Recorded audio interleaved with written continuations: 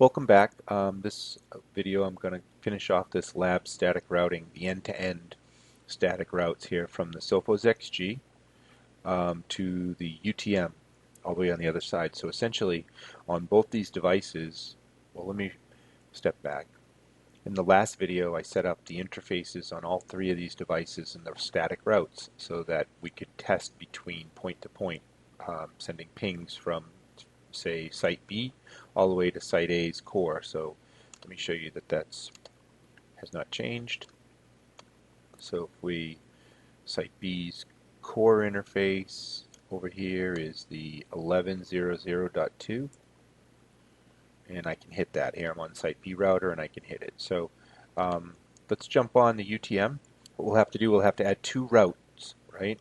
Essentially three once we bring up the DMZ network, but for now we're going to just concentrate on the 10 network, which is, you know, really the 10 is used as my backbone, and then the LAN segments, which are all 172.16. So two routes I'm going to add.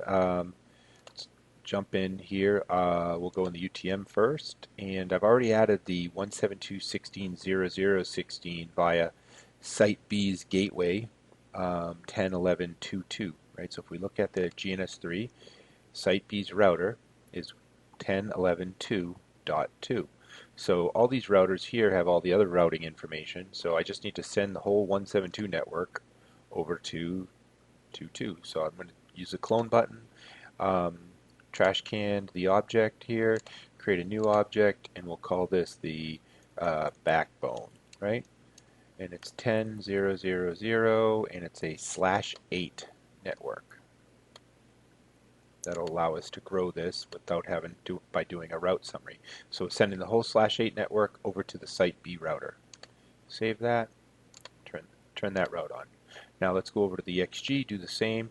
We're under system routing and static routes, so we're going to go ahead and add, it's going to be the 10.0, there it is. In the drop down here, I'm going to select /8, and then this is going to go, if we look at GNS3, this is going to get sent over to 10.11.0.2. 10 dot, and there it is, .2. It's not an interface route, it's just a route. Okay, there's the first route. Now let's add the 172 network. 172.16.0.0. This is a /16, so the last two octets are free. And then we're going to send this to the 10.11.0.2. All right, cool. We've got our two routes. Now on the XG, let's do this. We could use the system tools, but I'm going to use the packet capture. Okay, configure and wrap the buffer. Save it. Turn it on.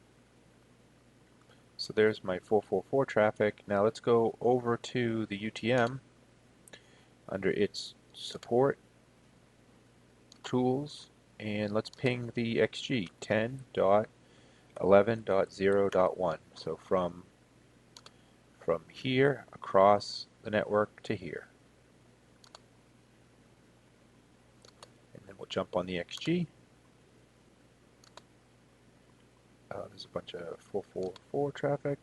There's the ICMP packets coming from the 10.11.2 to the 10.11.1, the LAN interface of the UTM. If we look at we've got the replies over here. So as you can see, it's that simple. Just a short video on how to get these from end to end, what was necessary to get that communication to flow. So next video series I'm going to configure out this interface here for the DMZ, configure DHCP services for my site off of the XG, configure DHCP services off of the site B UTM, and then ultimately we're going to create an autonomous system in here and actually do away with the static routes. But that'll be in a few more video series.